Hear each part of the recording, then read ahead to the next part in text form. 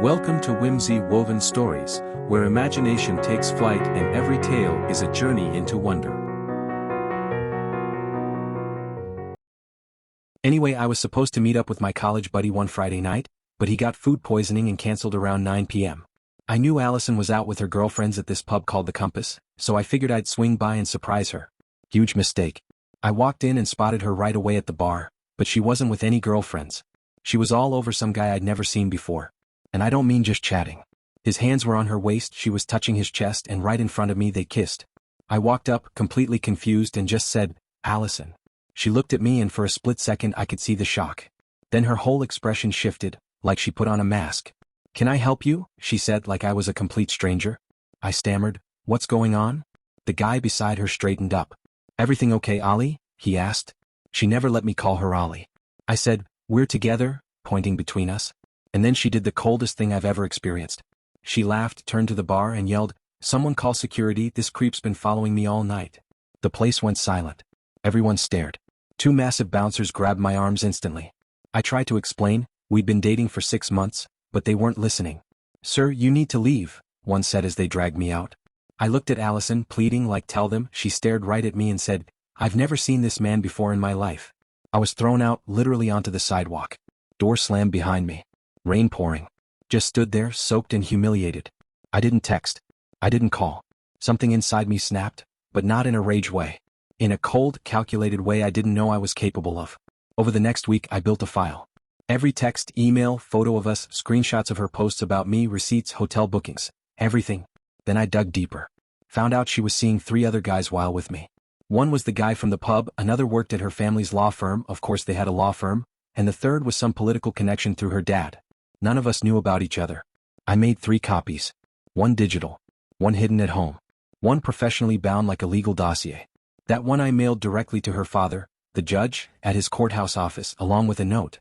"Your daughter's character, documented. This goes public tomorrow unless you and Allison meet me at my apartment at 7 p.m. Address, phone number, ***. He called less than an hour after delivery. Furious. "What the hell do you think you're doing?" he barked. "I'm guessing you got my package," I said. "This is blackmail. I could have you arrested." "It's just the truth, Judge. I haven't asked for money.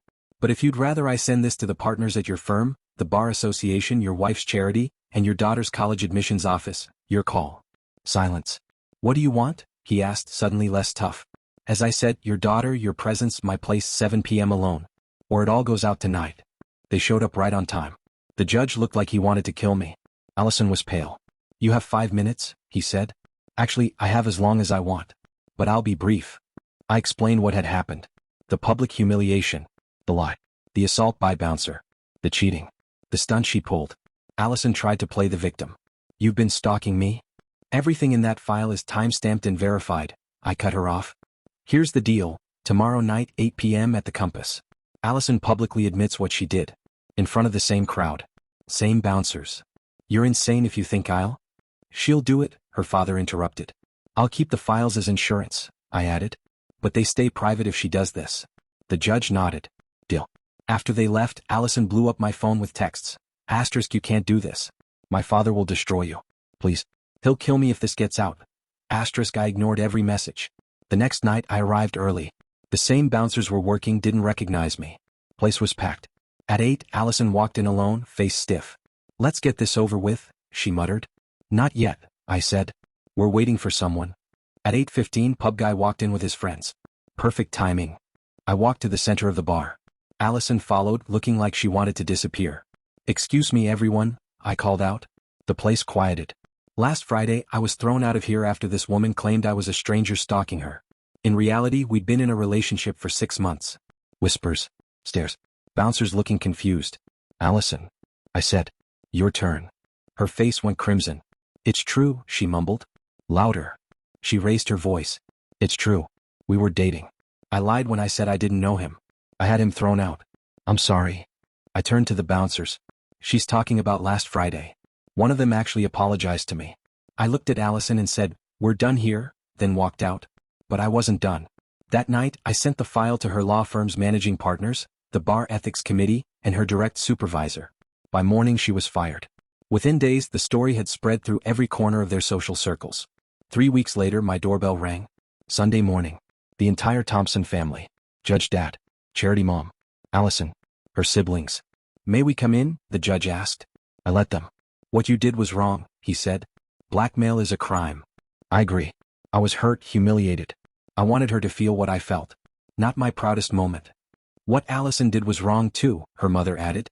We didn't raise her to behave like this. You've damaged our entire family, the judge continued.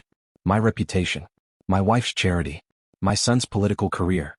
My daughter's college applications. I only meant to hurt Allison, I said. Not all of you. We're here as a family, her mom said. Even when one of us screws up badly. Allison finally looked up. I'm sorry, she whispered. What I did was cruel. We're asking you to remove the documents, the judge said. Allison's agreed to therapy. She's lost everything. We want a chance to rebuild. I thought about it. The anger was gone. I didn't like who I'd become. You're right. I was wrong to blackmail you, I said. I'll recall the documents. Not for Allison. But because this revenge thing, it's not who I want to be. They thanked me and left. I followed up with emails walking back my claims, framing it as a personal grievance and admitting I shared misleading information. Never saw or heard from Allison again. Heard she moved. The judge retired a year later. Their family name took a hit but survived. As for me, I learned something about myself, that I'm capable of cold, calculated destruction when pushed too far. And though revenge felt good for a moment, I didn't like the person it turned me into.